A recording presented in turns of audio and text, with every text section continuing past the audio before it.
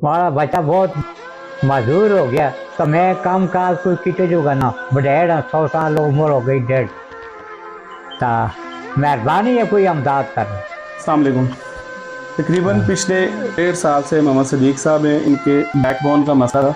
मोरों में तकलीफ थी। एक्चुअली ये 1 साल तक चल फिर नहीं पा रहे थे।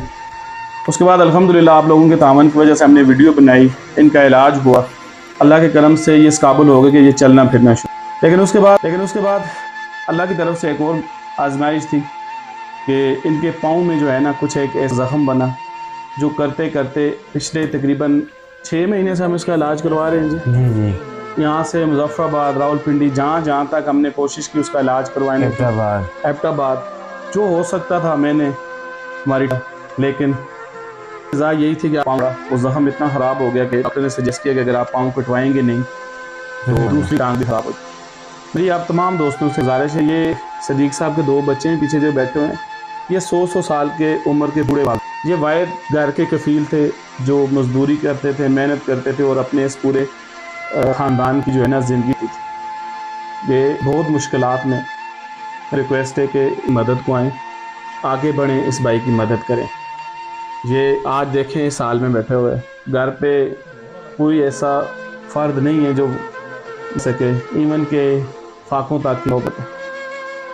सदीक भाई 100 साल का मैं कोई मजदूरी करना। वालिद साहब वो कह रहे हैं कि मेरी उम्र ज़्यादा है, मैं मजदूरी कर नहीं सकता, वरना दिल तो मेरा भी चाहता है कि मैं मजदूरी करूँ, अपने बच्चे के खर्चा निकाल सकूँ, साथ मेरे पोते हैं। सदीक भाई क्या आखते हो तुसी, जब आप पहले बीमार हुए, आपके मोरों का मसला था, ट्रीटमेंट हुई मैं अपील करना चाह रहा हूँ, मेरा ना कोई मदद अमदाद होनी चाहिए। पहले भी बहुत हुआ है, अब मेरे पास और कुछ भी नहीं है।